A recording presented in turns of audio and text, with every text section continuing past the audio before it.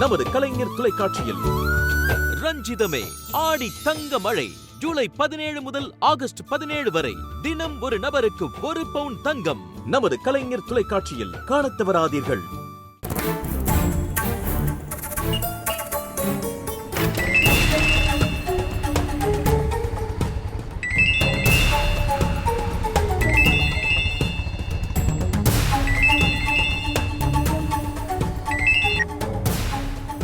டேய் சந்துரு, என்னடா ஃபோன் பண்ண எடுக்கவே மாட்டேங்கிற?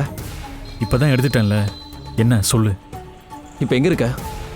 நான் எங்கேயும் ஓடி போகல, இந்த ஊர்ல தான் இருக்கேன். போதுமா? சரி, எங்க இருக்குன்னு சொல்லு, நான் வரேன்.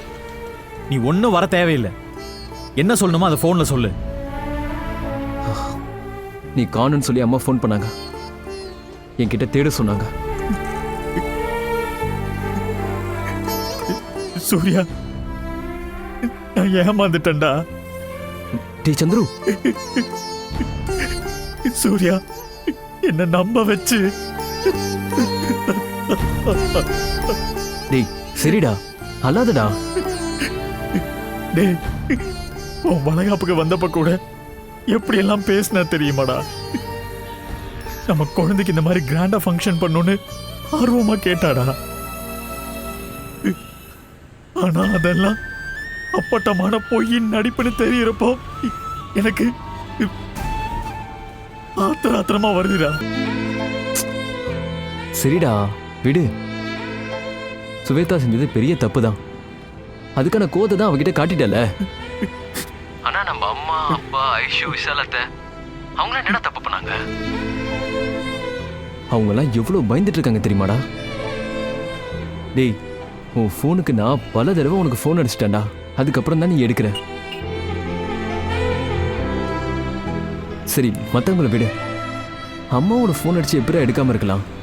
அவங்க ஃபோனையாவது அட்டன் பண்ணிருக்கலாம்ல. தேவையில்லாம அவங்கள என்ன பயப்பட வைக்கிற? டேய், நான் ஃபோன் எடுக்காட்டி அவங்களுக்கு என்னடா பயம்? சந்துரு, இந்த மாதிரிலாம் பேசாதடா. இந்த மாதிரி ஒரு பிரச்சனைக்கு அப்புறம் மனசு உடைஞ்சு போயிருக்கிற நீ வீட்டில் இல்லாம இருக்கிறது தப்புடா. அது அவங்களால தாங்க முடியாதுடா. நீ இன்னொரு தடவை ஃபோன் எடுக்கலன்னு வையேன், பாவம்டா அவங்க. சரி, அம்மாவுக்கு ஃபோன் பண்ணி பேசணும், அவ்வளவுதானே? நான் பேசுறேன். நீ எப்போ போய் பேசுவ? பேசுறேன்னா விடுறா. சரிடா, நீ எதுவும் பேச வேண்டாம். நேரா கிளம்பி முதல்ல வீட்டுக்கு போ. உன்னை கண்டுபிடிச்சி வீட்டுக்கு அனுப்புறேன்னு அம்மா கிட்ட ப்ராமிஸ் பண்ணி வச்சிருக்கேன். அப்படியா? வீட்டுக்கு தானே, நான் போறேன்.